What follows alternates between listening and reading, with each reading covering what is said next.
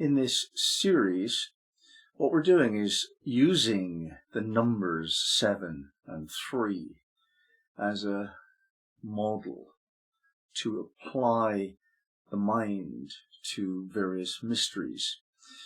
And the mystery of the major arcana in the tarot is quite useful because the numbers 3 and 7 work very well with that. If you take 1 and 3 and 7, you have the 22 mysteries of the major cards.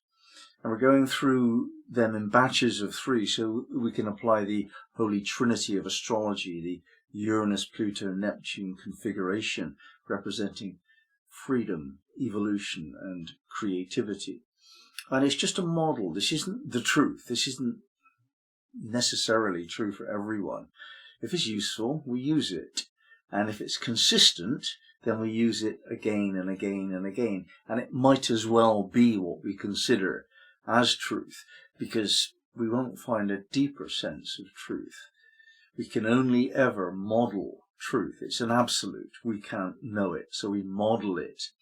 And if we have a model which is a consistent model, then it's useful. And that's what we're doing here. We're using these models of 3-ness and 7-ness and 22-ness and so on to study that which can never be fully known. When we come to this batch of 3 major cards, this represents in the Elven Star system the path of joy. And we have the Chariot, we have Justice, and now we have the Hermit. So this is all to do with the path that we walk. The Chariot, clearly an image of driving your own car, controlling your own horses, your own sensual temptations to stay on the path, choosing a path which is your path. And we come to Justice and we discuss that the path that we walk has to be the straight path for us, the path that brings us to ourselves. And we find that that path is doing the right thing, whatever that means for you. It's a question of aligning your conscience with your behavior. Now here we come to the Hermit, and we've moved from freedom in the Chariot and involvement with justice, community involvement. And here we come to creativity, and the Hermit represents the principle of solitude and walking your own path alone. The Hermit carries a light and follows that light. So if we apply that metaphor to ourselves, we're trying to not only follow our own light, but actually create that light. And this is where creativity comes in with the Hermit. The Hermit goes where people have not gone before. It's a pioneering energy. That's why it's possible, because we have our own light. We can go into the dark areas of the psyche, of life, and we can carry our own light, which makes us safe when we do that. And there are some situations that we get into in life which are dangerous if you don't have faith. But with faith, they're actually safe, and they're confusing if you don't have a model. But with a model, they're self-evident, because the model aligns the intuition with the rational side of our thinking, and we can understand what we feel. Everything is known to us on one level because everything is connected. That's what universality of knowledge implies, that the connectivity of everything, the oneness of the cosmos, gives us access to any particular thing where we direct our attention in a certain way, in an appropriate way. Well, that appropriate way is given substance to us in the Hermit card. And this is central to Sufism. The patron saint, shall we call it, of Sufism would be Khidr, or the green man of the desert, often called by that name, dressed in green, and has the effect of greening, by which is meant the appropriate action of water upon desert, of the water of spiritual life upon the desert of material life. That's the metaphor that I get from this. And so this image in Sufism is of a solitary wanderer carrying his own light, going where other people would not go, could not go, and moving into the deserts. This was a literal thing in the early days of Sufism. Sufism was very impressive to the Bedouin and also to the Persian poet, two very different types of people, and they both took up Sufism. One, the Persian poet, because of its beauty and its purity of beauty. And so we have Omar Khayyam, Hafiz and Rumi. These are typified within the Persian culture by Sufism. Whereas the other side of Sufism, where you can walk into the desert areas where it's actually dangerous because there's no water, and it's a place where a great deal of conflict arises because of the absence of water. They would kill each other over water, the Bedouins. Hidr can go into the desert because it can carry its own spiritual water, the hermit. And when we apply this metaphor in our daily lives, what that means is that we have to, at some point in our lives, walk free.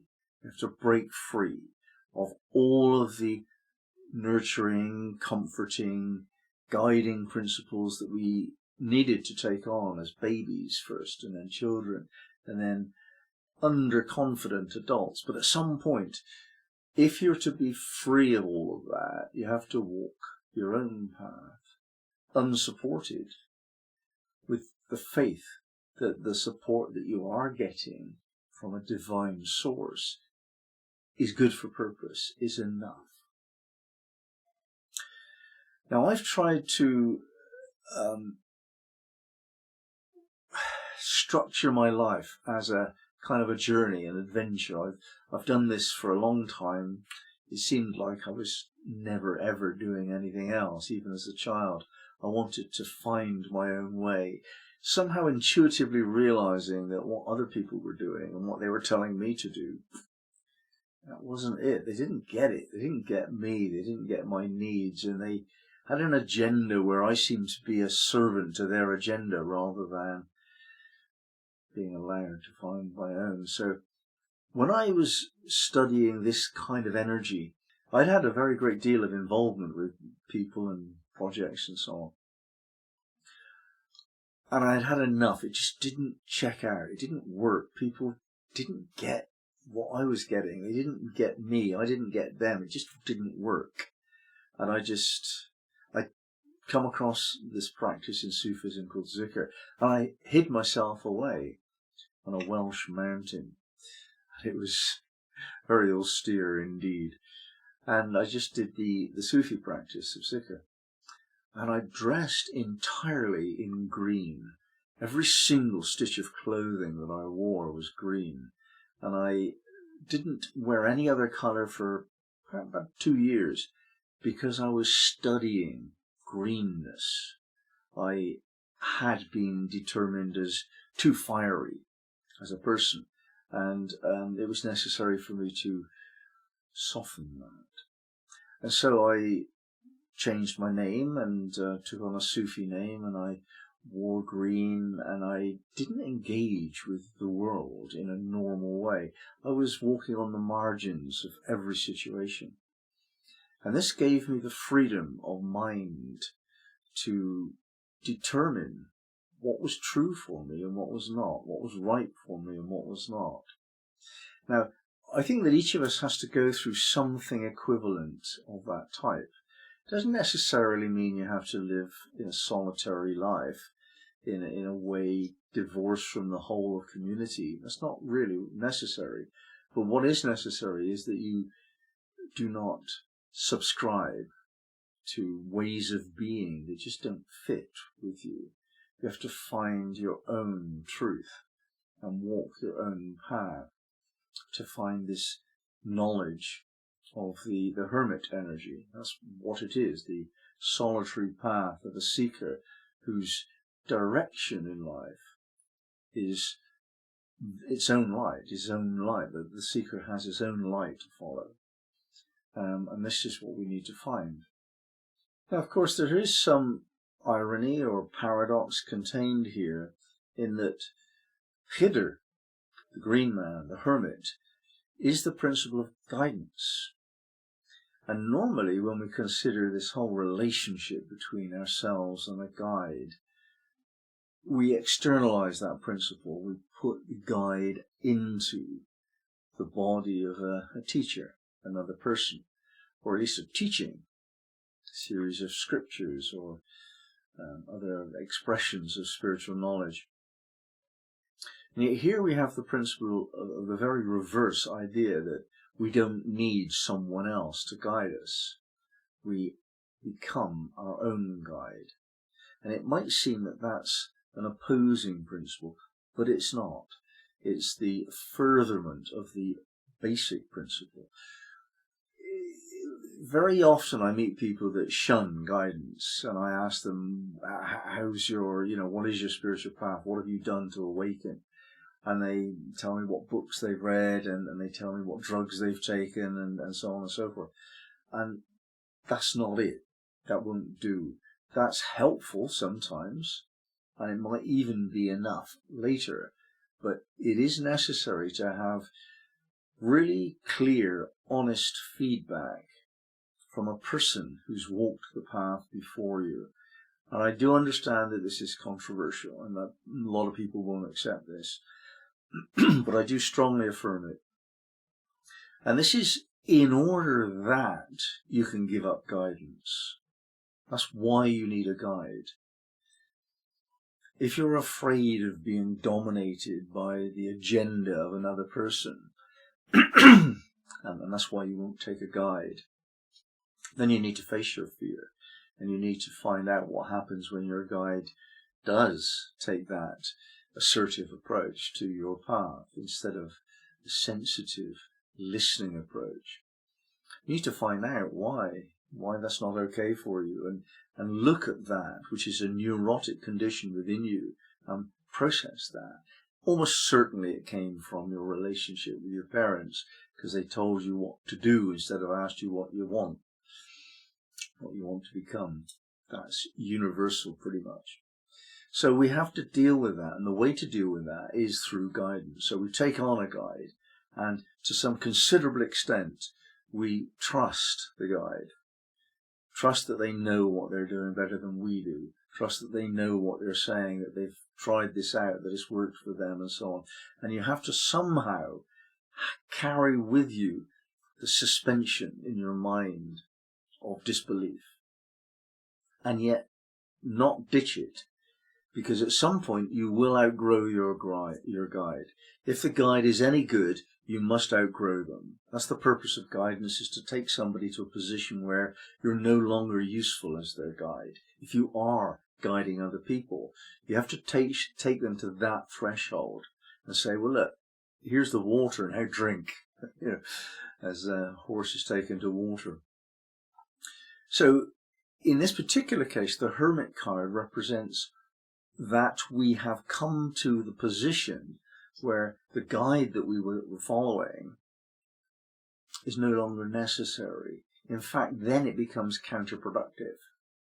A lot of people don't reach this level. They stay with their guide and they believe in guidance until the end, never having become independent, which is where they are in their soul's journey. But for those of us that actually want spiritual liberation, that's not satisfying. It's not enough. You have to become your own guide. Now, the process that you go through, you take guidance from another teacher. You believe what they say until such time as it clearly is inconsistent, probably with their own teachings. Most teachers teach something which doesn't quite check out, and they can't see it because every teacher, every guide has their own shadow which they're going to dump on their students. That's how it goes. Never been any different for that. So they don't know that they're teaching you something which you really don't want to learn. You've got to work that out, and that's the underlying wisdom of involvement with a guide. You've got to check out their hoax. You've got to discover their hoax. And when you've discovered their hoax, it's pointless trying to help them. They won't look to you for guidance because you're their student. What you have to do is just distance yourself from that relationship of guidance. Now, the next stage is to follow an inner guide. And that would perhaps be a disembodied spirit, some figure that's been on the earth and now isn't, such as Christ or Muhammad, very popular guides, or Sufi guides who've passed on, and you just follow their teachings and you try to emulate them. You try to become the same as them on a somatic level. In other words, you do the practice which is in Sufism called tasawwuri. You speak the way they speak. You breathe in the rhythm that they breathe. You hold your body gestures like theirs. You pause to speak the way they pause. Whatever they do, you do it yourself. Whatever they dress as, you dress as that. You copy them. Now, this might be a living person, but this is how we access the wisdom of somebody who is not currently alive. And we do this practice of tasawwuri, and you move into a certain state of being which aligns with a consciousness. All of these trappings of a state, the clothes, the speech patterns, the body gestures, all of these trappings represent an inner state. And if you do all the things, you have to eventually find the inner state. And when you have that inner state, then you can embellish it. You can create your own version of the guidance principle. First, embodied in a living person. Second, in someone who's no longer living. And thirdly, now that you've got this embodied state of guidance yourself, and you feel ability to create, your confidence that you got the teachings from the guides allows you to create a way of being. Then you create your own path. And that's the path that you walk. Until such time as you're walking your own path and creating your own mysteries and your own wisdoms and your own understandings and your own teachings, until you're doing that, and that might not necessarily be a spiritual teaching, it might be an artwork or poetry or music, but you're just getting into a spiritual state and you're demonstrating that in some manner or other. When you're doing that, then you've become liberated and you've reached a level of spiritual awakened consciousness. You might call that the state of being realized, although that word is used for different purposes in different contexts. I consider the realized being to be free of illusion. They see what is real. They see through the hoax of whomever. So when you've actually been able to uncover the hoax of your teachers and your guide, then you can see the hoax that everyone is bringing to you.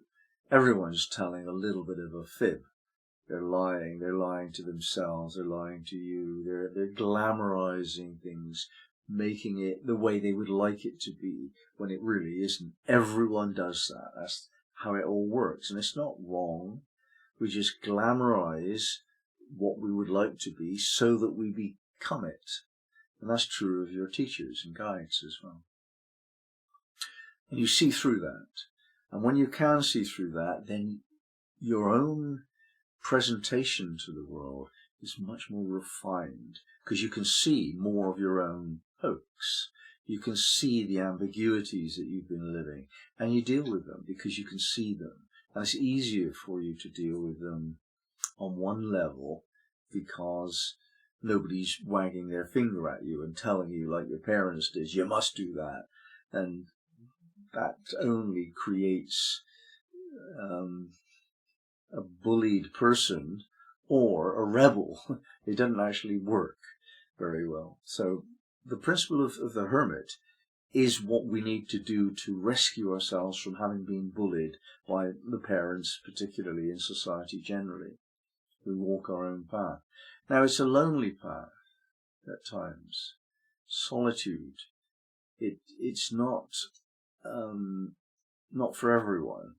It's for those people that need that clarity of mind, that clarity of emotion, in order to really get who they are on a very profound level. And to live in a solitary way means that you have to be able to take care of yourself.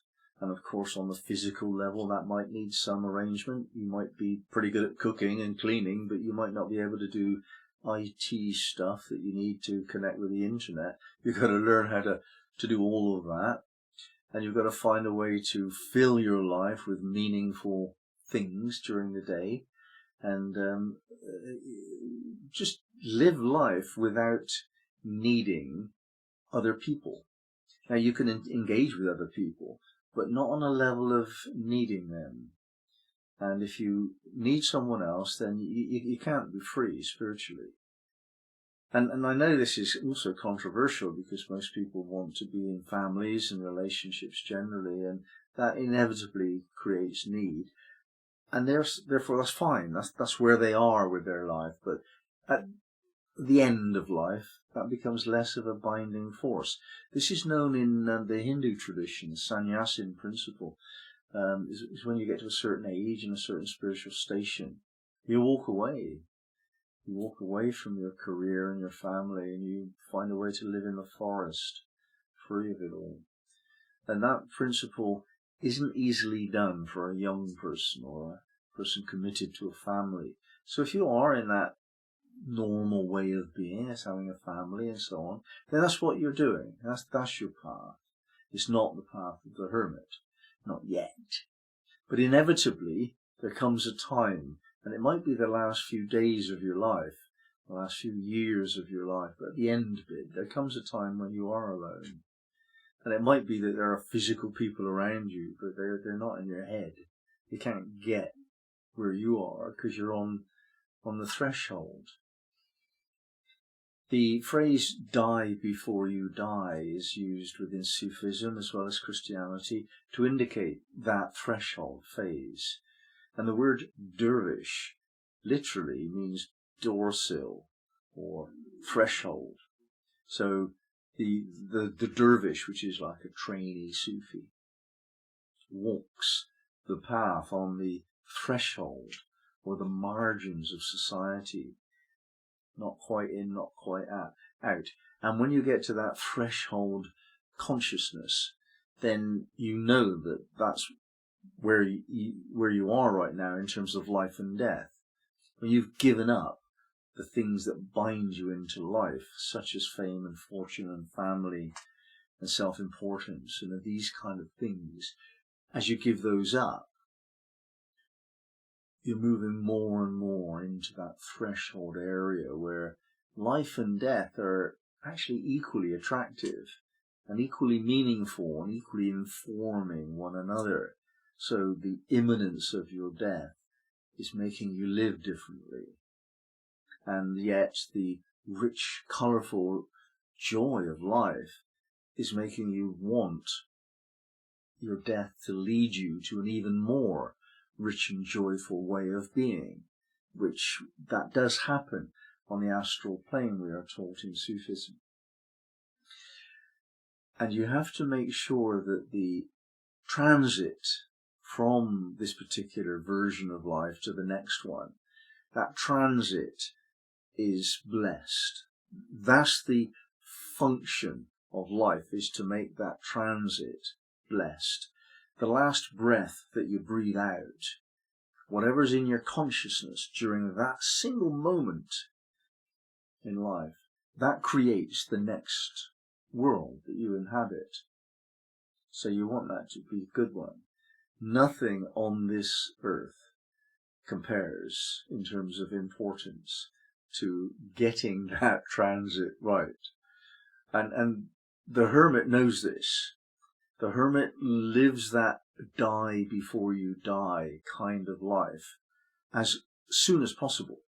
And there are some dervishes that get this as young men, and then they just live their lives without involvements in mainstream things like fame and fortune and family. And their involvement is with God. Specifically, the greening energy of spirituality. Now, this greening is not only the colour of the desert when water is introduced, and I live on the Emerald Isle, which is green because of the rainfall that we get here. That metaphor applies to your heart as well, and it is taught that awakened Sufis can see that the awakened heart radiates an emerald light. And this is the principle of gnosis, where you know God. And because you know God, the knowledge pours out of your heart. And those people that can feel it can feel it. And children can. Certainly. The further I've come along my path spiritually, the more and more I attract trusting children. They want to sort of be with me and sit around me. They can feel there's a sense of emerald consciousness expressing through the heart. And when I was wearing the green colours, I attracted different experiences. And I deepened my involvement with the earth itself, the green earth. And I live now in Emerald Cottage, and I'm surrounded by green. Every time I leave my front door, there's a greenness to my being. And I need that soft, green, peaceful stillness. I need it now. That's what I need instead of involvements with people. These are my involvements. And in order for me to feel that involvement, I have created my garden to be greener. I've planted trees and planted bushes and made everything more so. So my garden is a lush green statement. And that comes into my music and my sense of radiance of heart. I like to feel good, and that's a radiance of heart. It's a joyful radiance. Joy is not only a passive experience. You can radiate joy. And people like that. They like to be with joyful people. And that's the guidance of the Hermit. The Hermit, despite being free of all guides, is the principle of guidance. But it's in silence. It's the principle of silent wisdom. It's the wise man who walks quietly and slowly, just always doing the right thing, never getting upset. And there's this radiance that everyone can feel, not only children. And they're allowed to be the way they are with respect. And my grandfather was like that, a very simple man indeed. But he would walk along the streets of Falmouth, and I would hold his hand sometimes and certainly walk with him. For years and years we did this. And everyone who met him, and everyone knew him, they would just nod and say his name, Melville, and he would nod back and say their name. And there was a tremendous sense of respect and affection, but he never spoke to any of them.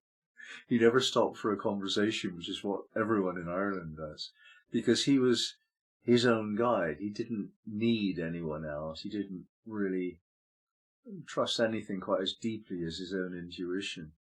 And I've mentioned this story before, but this was the man who worked every day of his life, 50 years for the same employer, and only missed a half a day's work in all of that time, because his legs were paralyzed and he couldn't get up until lunchtime.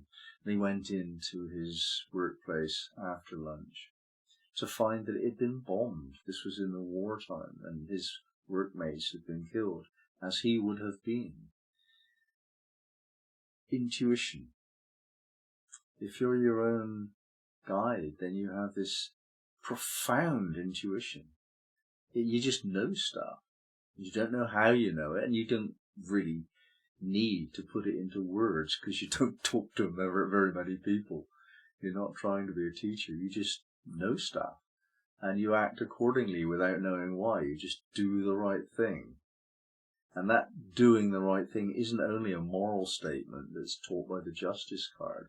Here in the Hermit card, doing the right thing is just walking where you can do most good by greening situations. And that metaphor is just bringing the waters of human kindness to bear on situations, being peaceful and radiating love and being kind and being enough within yourself, so you're not giving out an agenda. You don't want someone else to do something for you because you've done for them. You just radiate service. You radiate love and goodness and guidance and teaching. And people get it. They just get that you've something to teach them, even though it might not be through any medium of guidance and words and scripture and so on. But it's just in your atmosphere.